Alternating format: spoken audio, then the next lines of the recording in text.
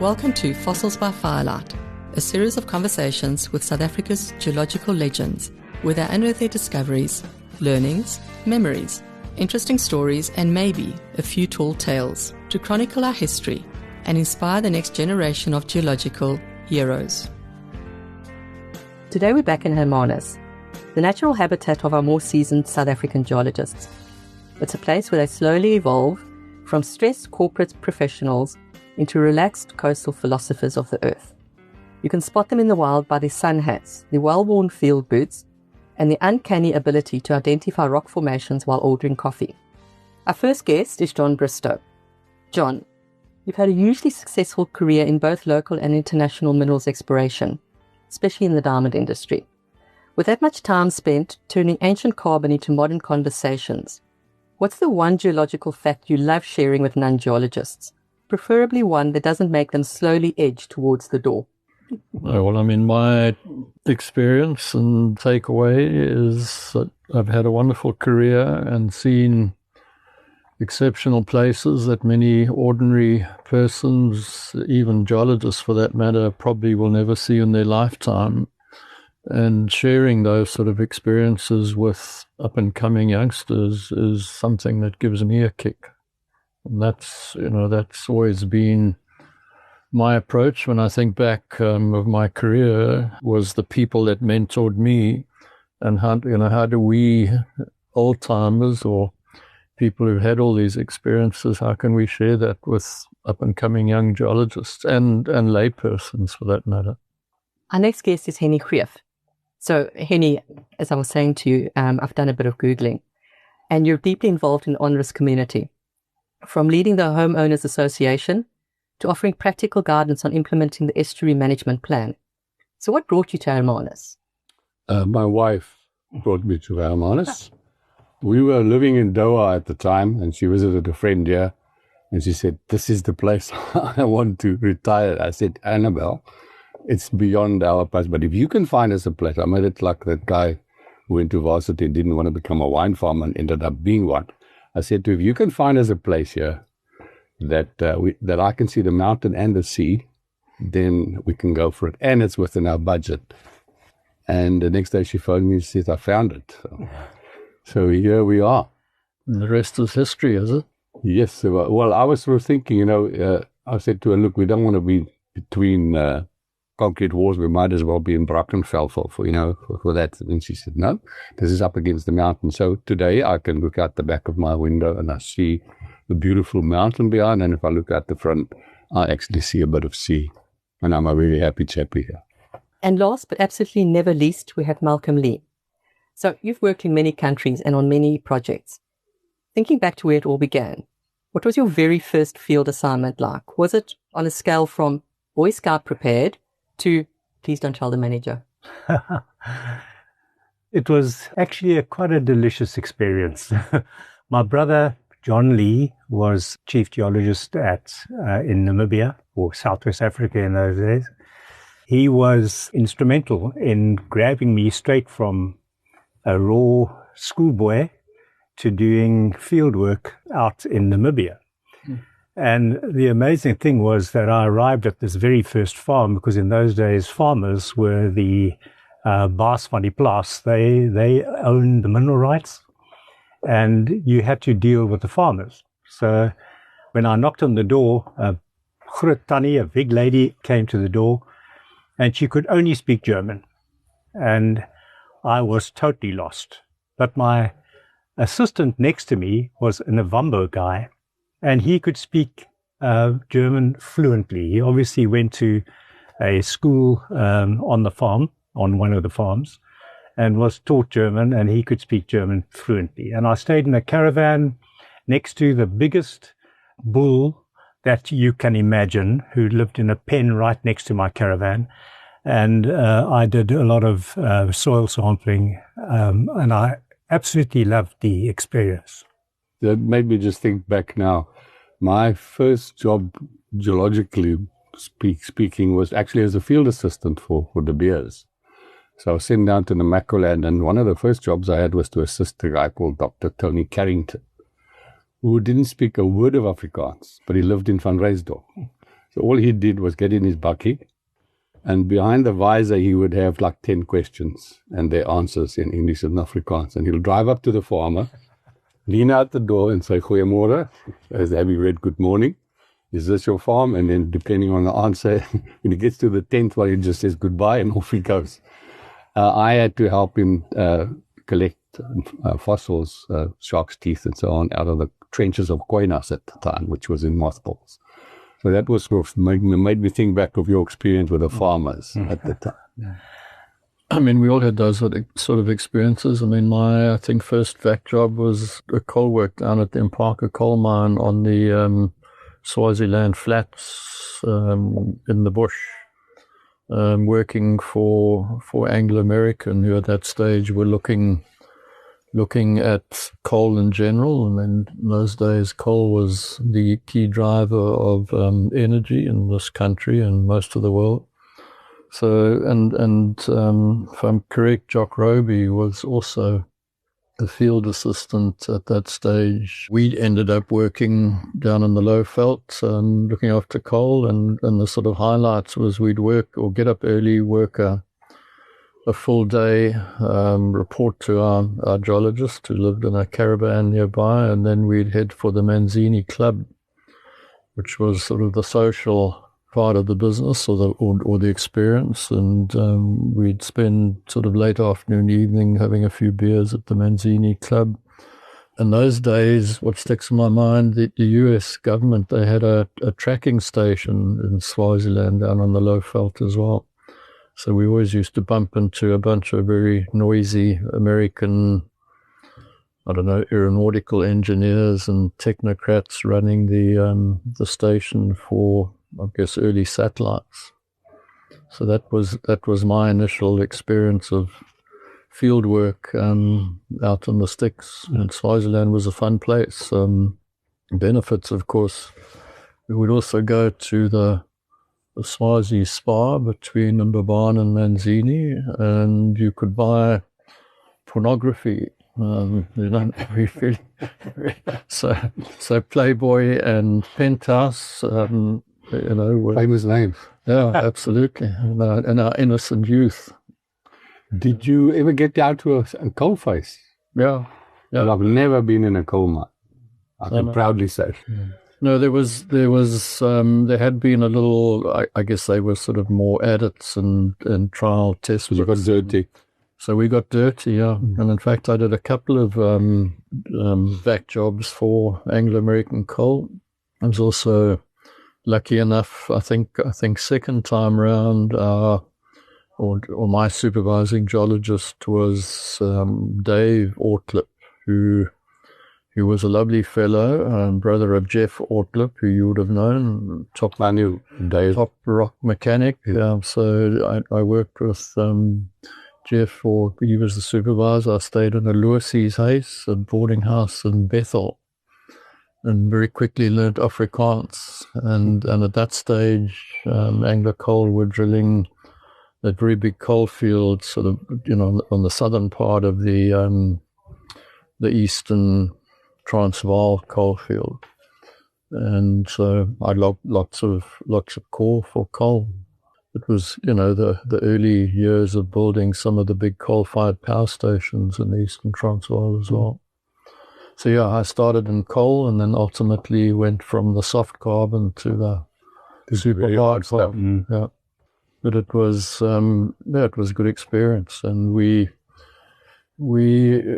again, always my recollection would be of the quality of people that we worked with. You were a student for a very experienced Anglo-American geologist, and you were mentored and very, robustly at times if need be. If you didn't pull finger, you were quietly sort of, pushed into shape. And when I look back, I mean, those experiences were exceptional in terms of learning, on the ground, being on a rig and having to document core. And if you saw that the rig and the drillers weren't performing, you were expected to pull them up as well. So yeah, I think that's highlight for me was that experience that we had as young, well, in those days still students, which rubbed off in terms of your, longer term profession, and how you were, taught to do the job properly and professionally. John, can I just mention that earlier on you mentioned how important it was, your mentors that you met during your career. Mm. And I can just list a couple of them. Mike Davies, who taught me how to map. Yeah.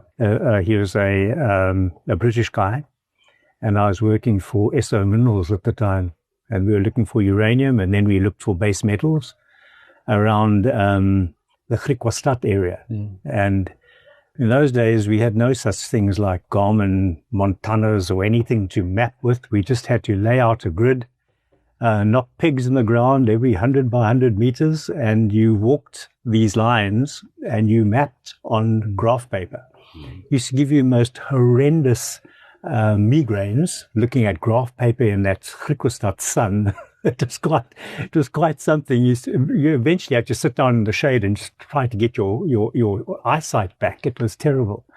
Rob Rudman, who taught me when I joined PPC, which was a cement company, Industrial Minerals, he taught me exploration, drilling, making fishing tools to fish out your drill bit, which is down at the bottom of the hole, or your drill hammer down in the bottom of the hole, and then making a fishing tool to fish out the fishing tool, and etc., etc. So it was quite a process. And then Rob Rudman, the type of guys talk about archaeologists, or I don't know, what are people that study human existence? Anthropologists. And he would be walking behind me in the karoo, chipping away at a rock, and he'd say, "Oh, look what I just picked up," and he'll show me a beautifully sculptured arrowhead. And I'd say, "Where did you find that?" He said, "I just made it." That's typical Rob. Very proud of the fun, of the fact that he'd married a nun from Tasmania in Australia. And then Evan Shaw, who I'm sure you guys know, he's given lectures at the Geosciences group, and was very, very strong on rehabilitation. Fantastic guy. Enjoyed working with him. I worked with him for many years. And then finally, rock mechanics, Dave Fenn, who also a British geologist, who's probably going to move back soon to England. So, yeah, mentors are extremely important in your early and all the way through your developing career. And I don't think enough people realize that. You took me back now when you spoke about earlier this morning about the flood in Stanford and your house sort of being inundated. Took me back at my days with the Beers. We were working near New Oudtville and on a prospecting camp looking for diamonds in that area, in Dwaikatilla and so forth things. And I arrived at the camp, and these field officers, they were all old gentlemen with lots of experience, and the diamond driller that would drill on every farm that we wanted to stay on, so that the farmer would say, "I've got a borehole, you can stay for free." I saw them all parked up with their caravans up high on the hill in the sun. And I thought, nah, come on. There was a nice little dry stream bed with trees. And I said to my cook boy, because we all had like assistants doing our cooking for us, I said to him, "Chelly, pitch my tent amongst those trees." And it was nice and shady. I set it up, and the guys called us. "You mustn't camp there. You know, what happened if it rains?" I said, "In this area, in this area, rain. Come on, never rain. Story." 2 weeks later, I woke up with my fridge floating in the other corner, and I had to cut my way out of my tent. So there I was inundated as well by a flash flood. Talking about cutting your way out of your tent, we went up to Botswana. We were looking at equipment to crush nodular limestone. Now, it's calcrete, basically, nodular calcrete. We wanted to screen and crush the material. So we went, and one of the geologists, sorry, not a geologist, he was an engineer, because they only had engineers running this equipment, which is obviously top of the range in those days. He said he woke up in the middle of the night and he knew something was in his tent, and he didn't know what.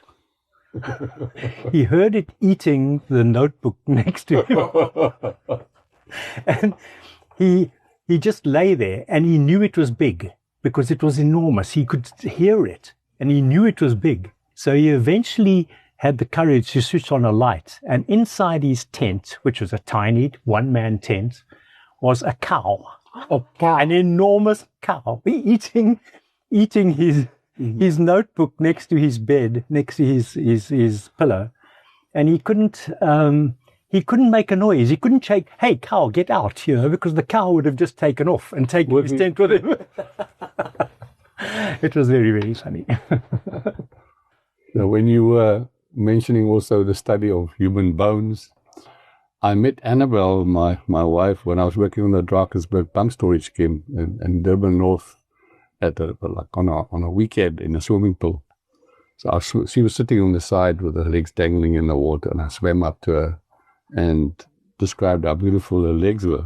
And she said, "Oh, you must be an archaeologist. You study human bones." So basically, that was the start of our romance back then. A very, very, very good pickup line. Is that where you encountered Peter as well, too, on the first occasion? Peter de Brugge was my first boss. Him and earlier John James, we were the two guys. He was a round table at the time, so we had good drinking lessons from Peter. And John James and myself would be visiting all the pubs in the Drakensberg area. Is this Peter de Brugge from SLK? Yeah. A fantastic guy. I worked for SRK many times. Okay. Yeah, even in Chile, I worked for them. Yeah. Then I was into geotechnics already.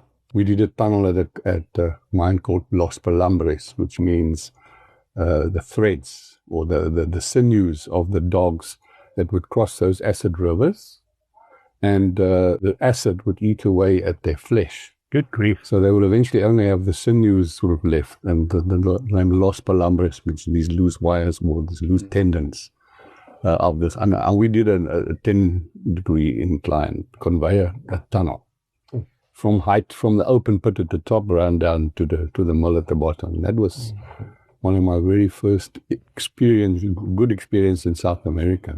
Because I went to the LOP, the Large Open Pit conference there. Yes. With Peter de Brugge. Peter de Brugge actually organized for me to go to, I forget the name of the Anglo-American mine now, which used to belong to the government, like all of the mines did at one stage. I think there's only one now that belongs to the government. The rest are privately owned.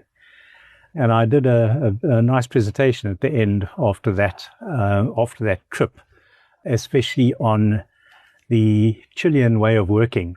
And very similar to South Africa in that the government-run operations tended to be more people-reliant than the non-government-run operations. What I found strikingly different between the system in Chile and South Africa, mining-wise, I spent 10 years on a gold mine under Hartbeesfontein, and we would, generally in that time, try and get a fatality-free month. So we'd be killing more than 1 or 2 people per month. And although there was a massive amount of investigation, very little actually came of it most of the time. So it was like almost an accepted standard. But once I got to Chile, I realized they would come, once there's a fatality on the mine, they would come and grab the mine manager and lock him up. And he would have to explain his way out of jail. And that made a big difference in terms of safety. I found it such a breath of fresh air to work under those conditions that they were safety conscious. I remember some of the safety rules this first time it snowed, I drove back to work, and I saw these red stadiums, which the whole summer I thought, why are they putting these long sticks in the ground next to the road with all different, like 100-centimeter marks? I thought, why waste that? Then I realized once it snows, it's your only guide of where the road is. Yeah. So then everything was done with a good safety purpose at the time. And one cone in the middle of the road was a barrier. Anyone that drove past that cone would be called in, because they all had GPS coverage, and they would be called into the office and fired on the spot. No, but the mine manager had to cover them. The difference was I had spoken up the first time as a rock mechanic. I volunteered some information, and the next day the mine manager called me in, and he said to me, "This is the last time you throw me under the bus. You don't volunteer any information. You wait until you ask, because that guy's got a job to do, and if he doesn't work properly, it's not your prerogative to actually help him." So that was the mindset that it has changed a lot to this day. And do you still remember what SRK stands for? Stefan, Robertson, and Kirsten. Well, I was lucky enough to know all of them. When I was in Chile, Stefan was to come out and jealously guard that place for himself. So we meet up and have some pub supper, and then you talk about the mines and come back again. So, well, the big attraction for Dave was obviously the trout fishing as well. Oh yes. So were you with SLK when you worked on the Gautrain? No, I was with Gib at that time. I'd come back. I was called back from overseas. I've spent most of my working life overseas. Well, in the buitenland, as we say, that brings in Lesotho as well. And this was the big difference between mining and civil engineering. Whereas when we got to Taiwan, eventually we were staying in a town, and I said, this is what civil engineering means. We are now staying in a civil place for a change. But, just the difference in standards, because mining is very short term, and it collapses behind you and you move on. Whereas a civil engineer builds something for life. Yeah. I just want to mention that one of my colleagues, we used to have to also investigate what machinery to use in open pit mines. He went over to America and investigated Caterpillar equipment there, the big yellow trucks. And a mine manager there said he only uses female operators in these trucks. Mm-hmm. And the reason is that a male operator, if he hears a funny noise, he'll always think, I think it's that, therefore I think I can get to the workshop. And if they break down on the way, that's thousands and thousands of rands in those days. That was just gone up in smoke. And so he only used female operators. And then he said, and in fact, I also only use female operators that have got really big bazoomas on the front. So, why? And we said, why? And he said, because if the road's uneven, then it bounces and they hurt themselves. I actually, that he says, the first time I saw a woman underground was in Canada, driving one of these big trucks. And we came back and he said, they do allow the women underground, which wasn't the thing here. I couldn't work underground. Mm-hmm. I signed up at Pretoria for mining geology. And the first day I realized, well, I can't actually go into a mine. So what am I doing? So I swapped to exploration. But yeah, it was only 92 that women were allowed underground. Yeah. You wanted to go to a mine. When I was in the army, we had a mining guy who first worked and then he came, but he told us such horror stories about the mines that I said I was never going to work underground. And so what did I end up being a gold miner? Yeah, my brother he resigned from the company, which he eventually retired from, Falconbridge, which is a Canadian company. Mm. He resigned from them and he went underground once. He went back to them and said, please take me back.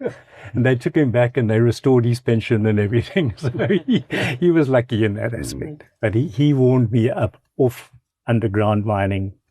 Absolutely. Yeah, people sort of say you get claustrophobic. I think definitely you've got to work on that if you are claustrophobic at all. Because I remember going down, getting a bit lost on my own, which we should never be.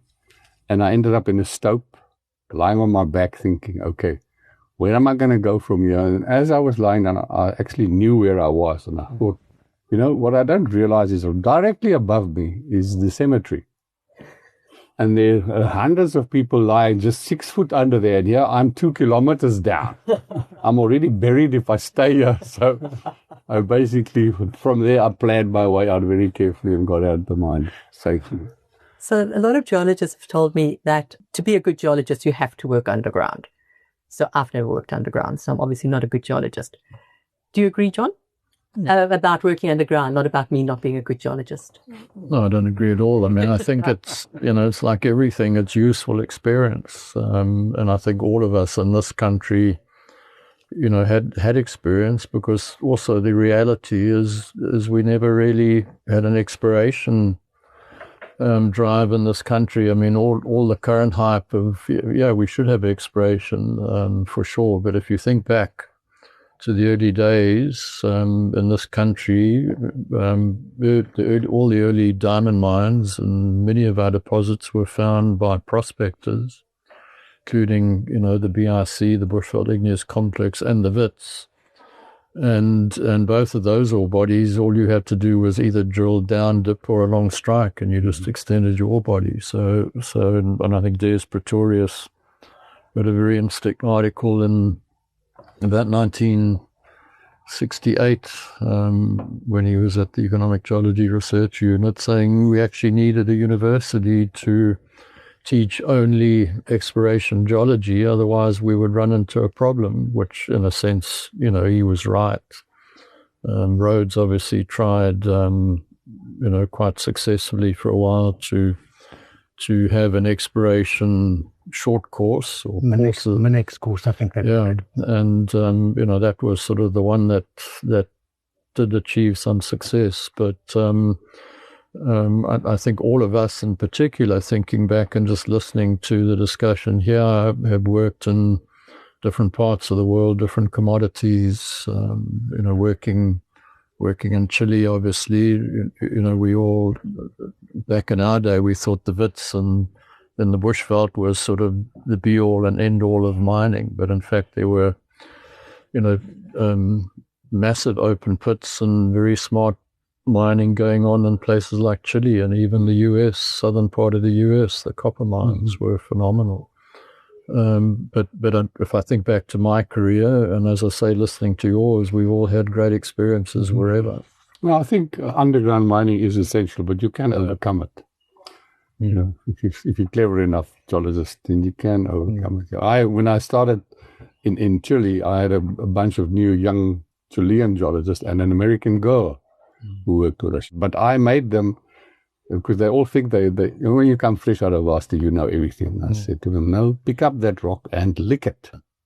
And they looked at me, are you crazy? I said, until you've licked that rock, I'm not going to have you in my team. So they all reluctantly started eating the rocks.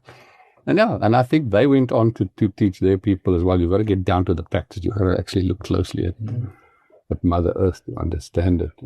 Especially if it's a freshly blasted rock. With all the dust on it. But I think what Henny says is absolutely right. I mean, again, geology is an inexact science, and certainly from my experience, getting out there, seeing rocks, mapping, getting on the ground is essential to any good geologist. It's the same as going underground and mapping stopes. You've got to actually go and see it to believe it, and then understand it and be able to design, mine patterns and mine plans and all that good stuff. But and what concerns me today is we have wonderful technology, and not to underestimate that technology, but one of the concerns is that our young geologists, particularly given the numbers that you now see in university departments, don't actually have enough or don't get out into the field enough, and don't actually see geology and rocks in the field, in a 3D setting, or in a setting where you can't see much geology because it's covered by soil and vegetation. But unless you get out there and actually, experience rocks, hit them with a hammer, I don't think you can really consider yourself a geologist until you've been there and done that. Obviously, there's place for the technology, there's place for people who sit in an office and do GIS, but even those young people are so much more capable when they've also had good time in the field. And when I look at around, South African students now, and this is a generalization, but I think many of our young students really suffer from not being able to get out in the field. And I know in the case of University of Pretoria, we lived there. Mike David also lived there at the stage, but we started a diamond short course at University of Pretoria in, I think, about 2008, if I'm correct, and we did 8 of them. But at that stage, Pat Erickson was the head of department, but honours years, 4th year numbers were like 35 students in a 4th year honours class.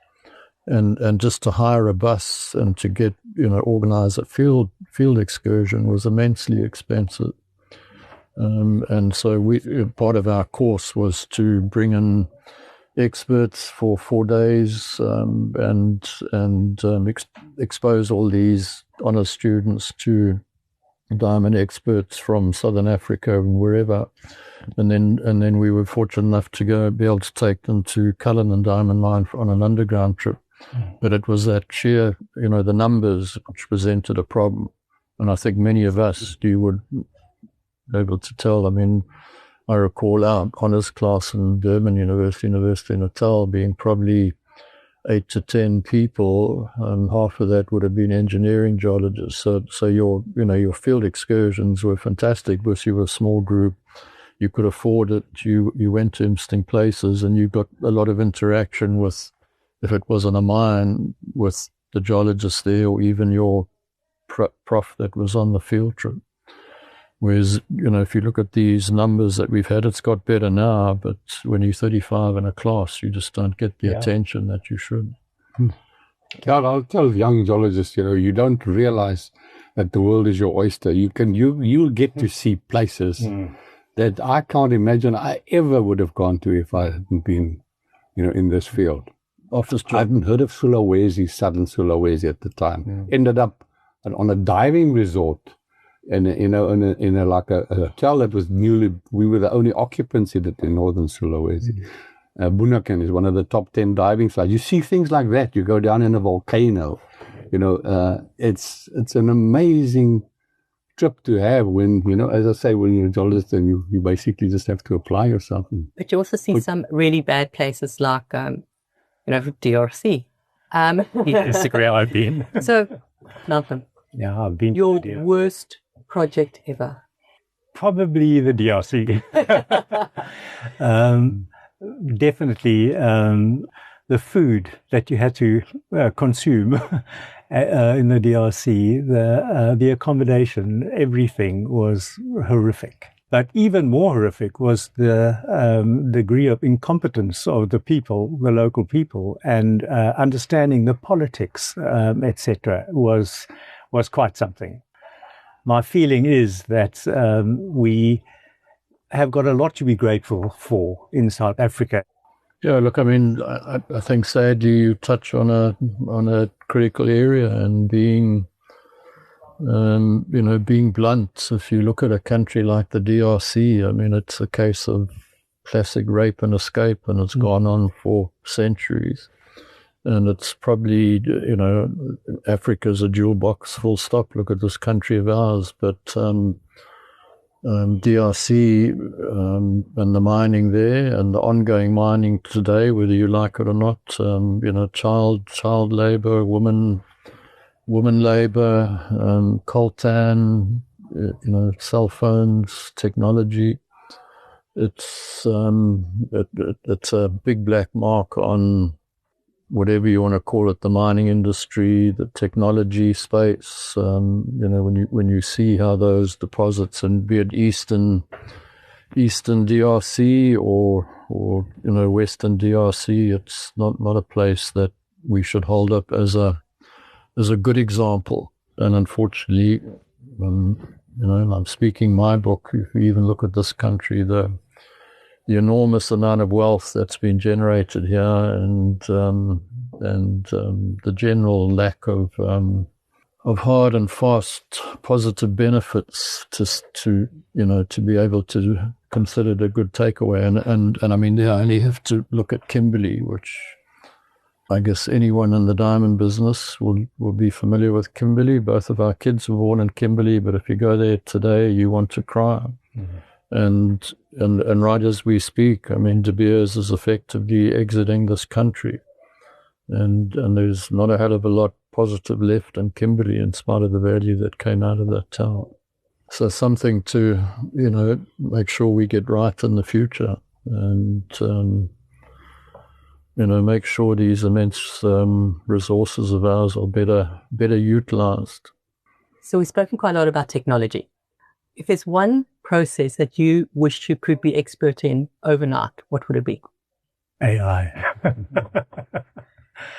I don't understand too much about it, but I do believe that the world is going to change basically by accumulating the knowledge of a group of people or a massive resource of people and putting it into a program to understand anything in life it's in the past, I suppose it used to be a religious thing, churches, etc., where people used to transfer knowledge from one person to the other, and now it's all done electronically. So that's my feeling.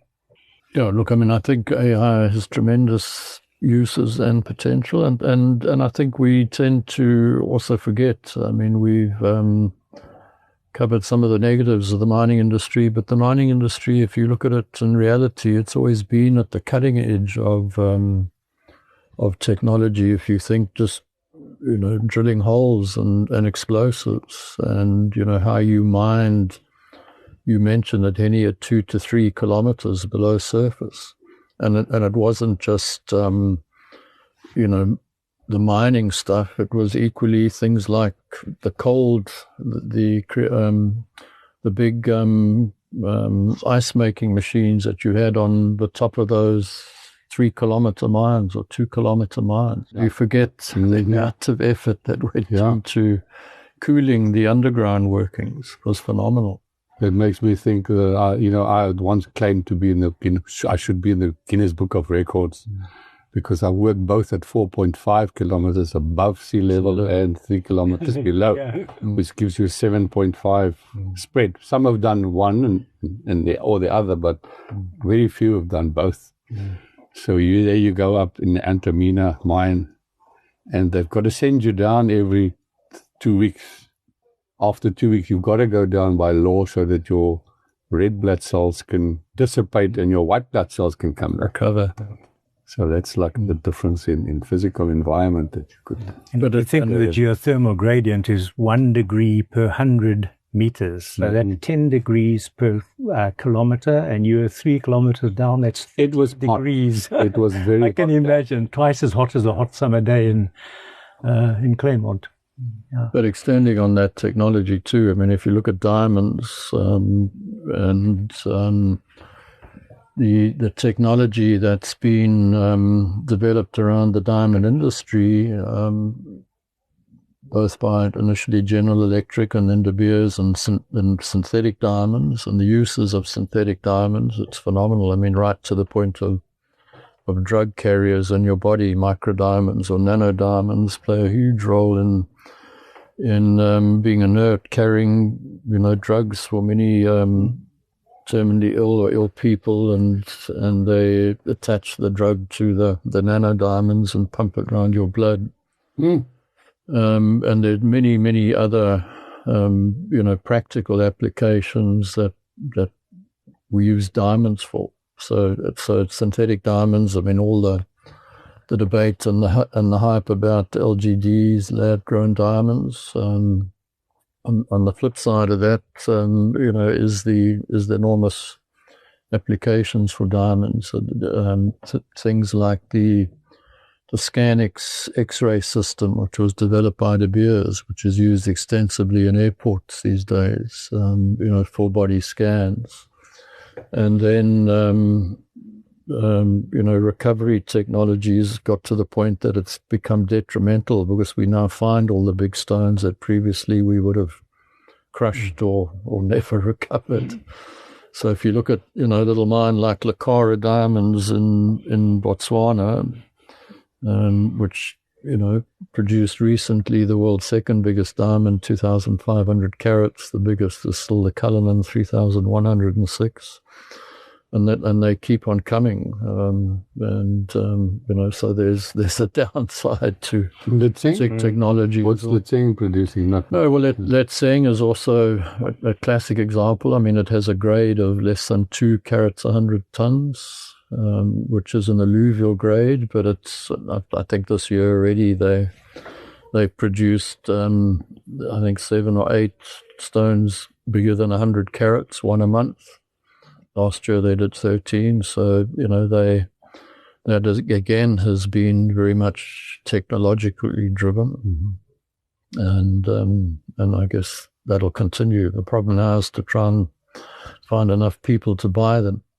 Yeah, I hope they've maintained their slope stability at Litseng mine now. They've done an amazing job. You want to go and... Yeah, I've worked there, lectured there, and I have seen that they started pre-splitting right from the top all the way down, but you get some massive wedge failure potential there, etc., and in the sidewall, in the flow basalts, etc. And again, talking people, it's a fascinating example too for me. And we visited it last year, August 2024, August, to see how the local people have developed and their skills development.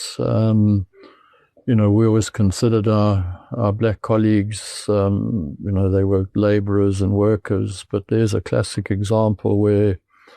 And you've got to take or give credit to Cliffy Alford and to Gideon Groenewald, who's now the GM, and I think he's probably by this stage just about the only white person left there. But the way he has embraced the local community, and like it or not, Lesotho and Botswana and all these surrounding countries of ours, the education system was just about always much better than it is in South Africa.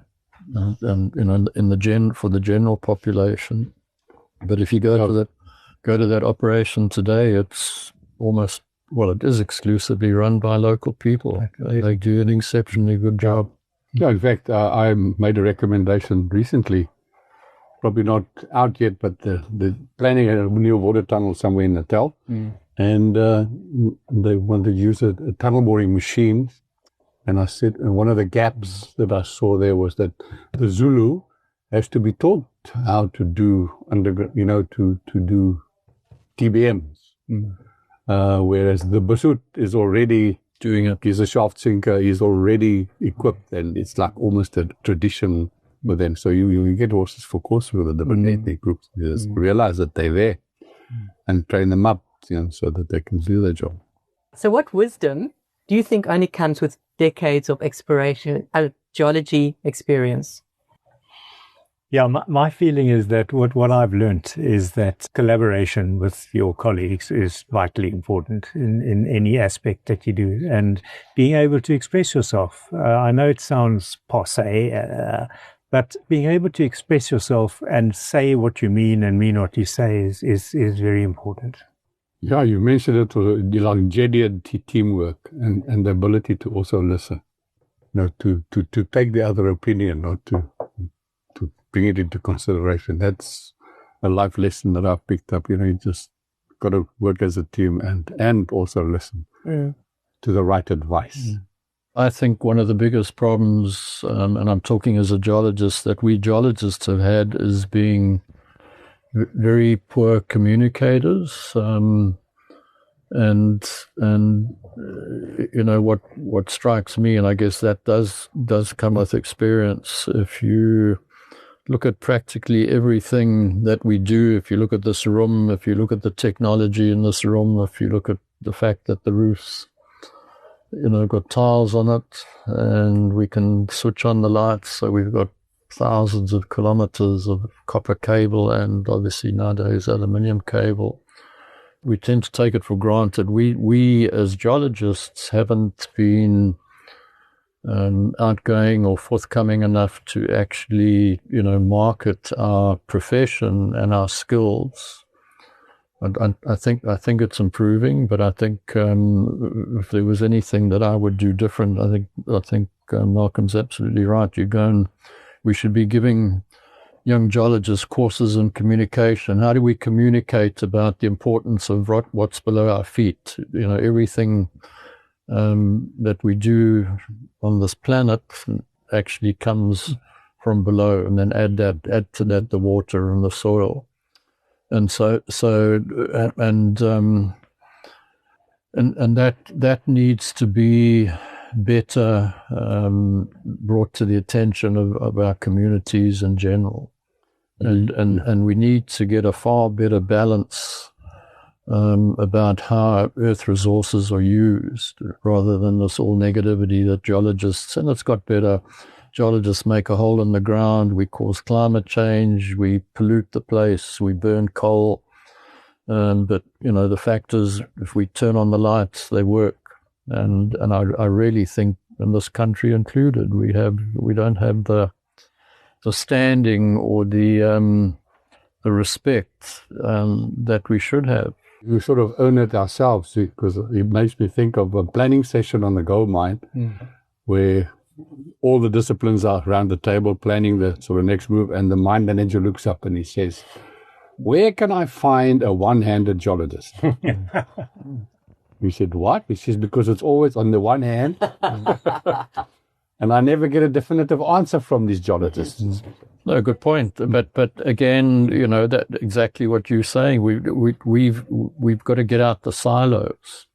And I think that's a big thing for me, and particularly when we start engaging with young people, we need to impress upon them that geology goes beyond just making a hole in the ground. It's our food supplies, it's fertilizer, it's, as I say, plate glass. I mean, probably one of the scarcest commodities in the world today is just decent silica sand. And, you look at all the modern buildings, if you go to Dubai in particular, or places like that, so you build these multi-story buildings, you do a, internal shaft of steel and cement, and then you hang aluminium and silica. Should we have told them not to use asbestos? No, Henny, at the time, asbestos was a useful commodity, and that was what was available. We didn't understand all these other modern commodities. And again, we should be able to be smart enough to be managing asbestos as well. I mean, drive around this town and the township and you'll see asbestos. To this day, yeah. Yeah. But, that's my sort of long-term thought, is how do we get out the silos and embrace all the many facets of geology. And the great thing about geology for me, and I've had some experience of industrial minerals, diamonds, gold, is there are so many arms to geology. And when young people say to me, why do geology? You're going to dig a hole in the ground. It's not for me. And then you start pointing out to them the multiplicity of professions that have a geological basis. And the UK, the Geological Survey in the UK has come up with a wonderful post. I must actually give Moline a copy, or you can get it online, that just shows the huge array of opportunities or job opportunities for someone with a decent geology degree. And I think the other thing, we very poor marketers of our profession.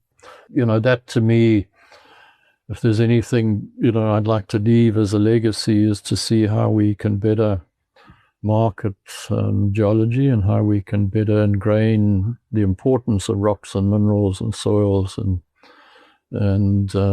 critical minerals, whatever they may be, in young people, to see the positive side of it. So talking about marketing and a legacy, we're all part of the Overberg Geoscientist Group, and you're really active down here. A lot of people have heard about you. And for our listeners who might not know much about it, tell us a little bit about the OGG. First, you tell us how you got involved in OGG. I will tell the story, Henny. So during COVID, when the GSSA couldn't do live events, we started doing online events. and we were doing 1 or 2 a day. Then we lunchtime, because that's when our geologists had, breaks. But we were bringing people in from all over the world. And one Thursday morning at 10 o'clock, we had a talk.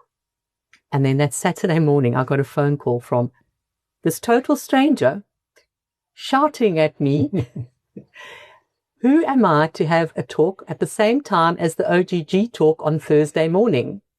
So eventually we figured it out. Gordon Channett dropped me in it. He gave my name to Henny. And the GSSA promised never to do a talk at 10 o'clock on a Thursday morning again. But that's how I became part of the OGG. How did it start? It was a meeting on our stoop here in 2018 by sort of, just a group of interested people, like-minded people. Don't be shy. You're the guy who actually started all of this. You started here, and John actually launched it. He made sure that everybody in the area was contacted, and we've never looked back from that. Yeah, but it was, very much a team effort of, as I say, like-minded people, and we wanted to, have some fun, because it's an outdoor activity, and we also, and I think Henny was very strong on that too, we wanted to share our knowledge and pass it on to whoever was interested. And so that's, that sort of founding meeting just created momentum of its own, in the sense of, and the good thing, and it's interesting, and to me very sad but positive in this environment, these retirement areas, there's intellect and professionals of every discipline, whether it's medics or engineers and geologists and architects, and we've got to use that better, particularly in a country like this, which shouldn't be in the position it is today of having massive unemployment. But that's an aside to this discussion. So we had these people, we put together a list, and we said to everyone, pass it on to your friends or neighbors, and if they'd like to come and participate, please do. And that got a momentum of its own. And we've had a lot of fun since. We now at a position, we're working with ECD, early childhood development schools up the valley, on a very low key but important basis, and again, when you get into schools and you dish out little booklets and you give them a talk on rocks and soils, or walk them around the garden, it's quite fun to see their faces light up and realize that there's more to these simple rocks than just a rock. And I think, to me, again, the satisfaction has been A, to involve non-geologists, and B, to take it into or down to the underprivileged level. But because if I think back on geology, the great thing about geology to me, you can go outdoors, you can pick up a rock, you can make a story out of that rock. You don't have to go and buy a rock. It's all out there in the open, and in this country, when I look at, we have magnificent museums, but all of those museums are under duress for resources, and yet we have an amazing outdoor museum that costs you nothing. And when I think of our field trips we've had around this Walker Bay, again, when you get lay persons out there, and you have a young person like Haley who has this amazing ability, or Dylan Blake, to impart the way they share knowledge, it's just fantastic. And that's, I think, been, if I can call it our success, it's not so much what we've done, it's the fact that we've been able to engage with non-geologists and young people, and hopefully in the process create some more geologists for the future. You've mentioned silos, so we're still guilty of it to a certain extent, because I'm just thinking specifically about the University of the Third Age now. It's almost like a geriatric club at the moment, you know. There are a lot of people, the only people that benefit from it are the people that are the think tank themselves. Mm-hmm. Whereas we are working in synergy with them to a certain extent and sharing this sort of same platform. But are we doing enough? Shouldn't we be using that platform more diligently or more out there so that the rest can see there's this, you know, there's this think tank or there's this wealth of information that they should participate in? Yeah, it's a good point, Henny. I mean, I've had this very discussion. I sit on their committee and talked about it on a couple of occasions now. And I guess in a sense, and I say this positively, that's old South Africa. And there's, you know, people like that haven't, and it's what we started off by saying here, haven't had the opportunities that we've had of seeing the world. Yeah. I mean, I will never be able to sort of express my gratitude. I mean, I've been to Russia. I've met people in those villages that Ronnie talked about in the latest talk. You know, when you go and sit down in a little, just a bit bigger than the tin shacks down the road here, where a lot of our population lives. But when you go and sit down in those little structures that people live in the middle of Siberia, when it's mostly minus 40 and minus 60, and there's a fire in the corner, and it's fucking cold. They cook on the fire outside. And just getting to know people in different environments. We've been incredibly lucky. You worked in Chile. You see a totally different approach to life and what's important to people. So, well, the next wave is coming, you know. And I remember going to Taiwan, and already then there was about every Taiwanese kid could speak Afrikaans or swear in Afrikaans, sorry. So, because most of the teachers are from here, and now again we are starting to flood the world again with young expertise, where we could have been maybe using them better here, but they've gone and to the places. So, you know. So going back to your question, that old cohort, I think it would be difficult to mobilize, change and mobilize it. And I say this with respect to, I mean, you know, this town, and I'm speaking out of turn, is kind of still old South Africa too. You know, you and I have been able to experience the world. There are a lot of people still live in this town who've never been out of this area, for that matter. And, you know, that's where we have been incredibly fortunate. How many countries have you worked in?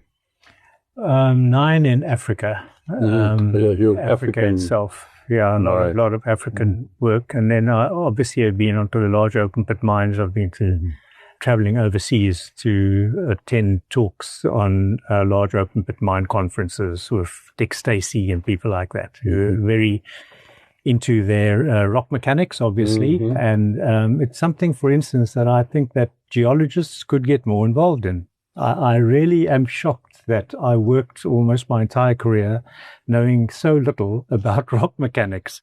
And yet you speak to rock mechanic people and they don't understand geology at all. So there's a massive knowledge gap between the two, which I think could get bridged quite easily. Maybe I should, the book I'm about to finish in Afrikaans, maybe I should have it translated, because it's all about me being a rock mechanic overseas and all the interesting stuff that I've experienced and the places that I've worked, the weird things I've done, like digging tunnels under university. So, you know, supporting that kind of, drowning a TBM in the desert. These are goal.